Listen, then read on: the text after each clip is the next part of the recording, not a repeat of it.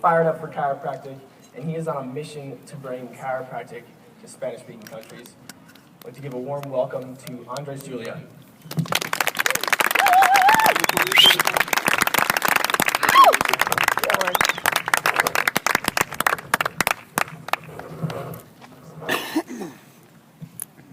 Yep, there you go.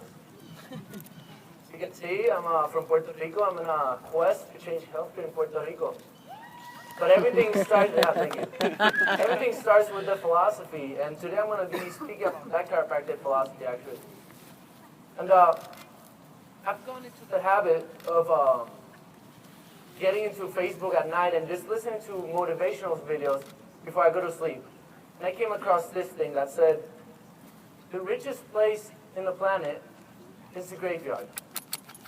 Because in the graveyard, we'll find dreams that never came true, ideas that were never told, and lives that were not lived.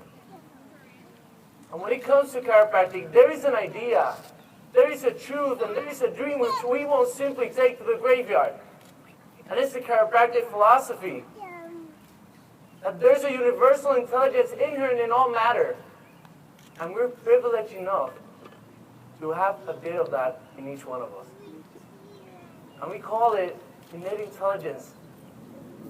Motivates, it's the expression of life.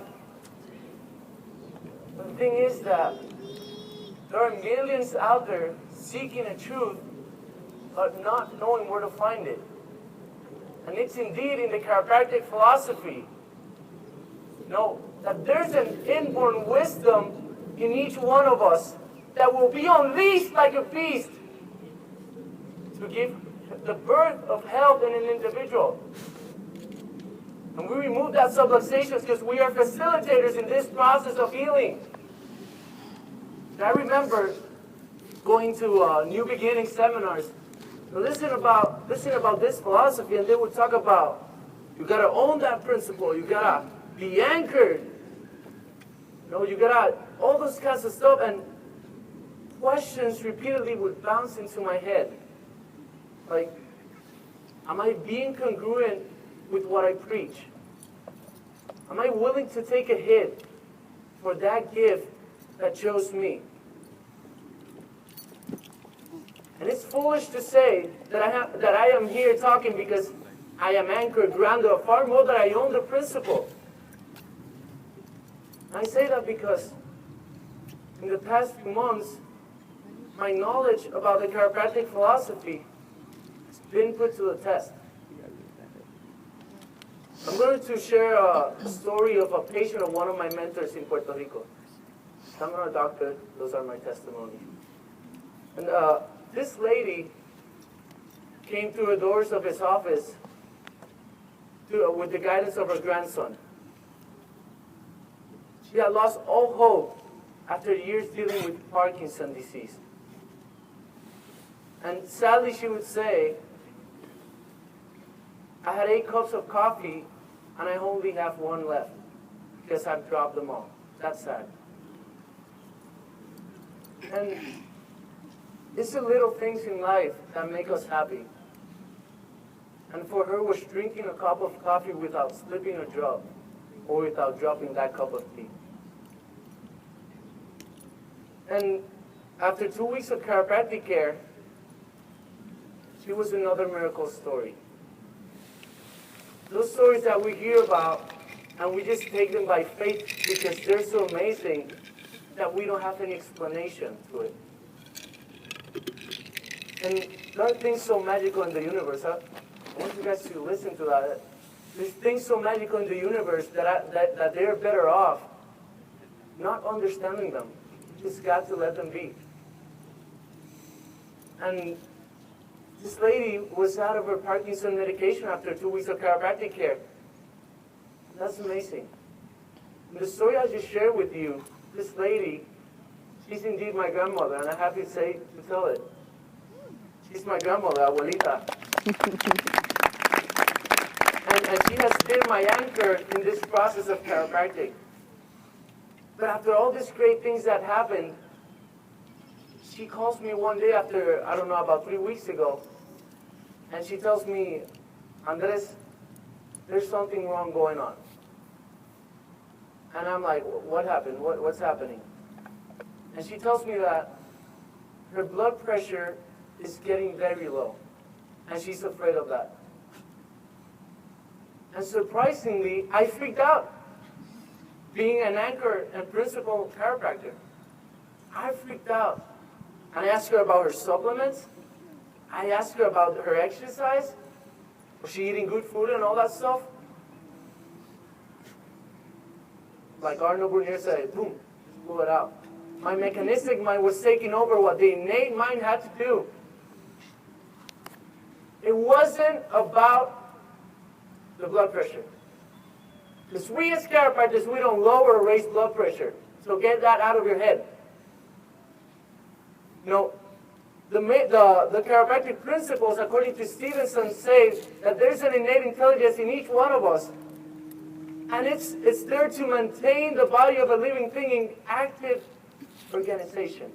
Somehow, that went off my blind spot.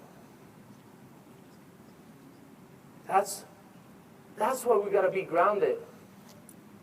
That's why we need to own that philosophy. Because one day, it'll be your grandmother calling. Another day, might be just a Facebook discussion with one of your pre-med friends you have on your Facebook. But what happens? What happens when somebody calls you in the middle of the night, a family, telling you, asking you, my son is in a terrible fever. Should I get him adjusted? Should I go straight to the emergency room? Are you guys ready to be shaken?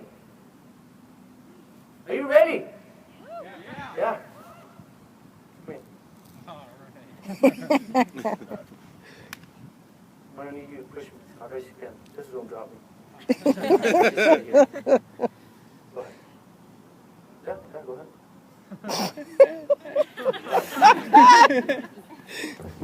You know, this is what happens when we're not grounded with the principle. We fall because we're not grounded. Now push me again.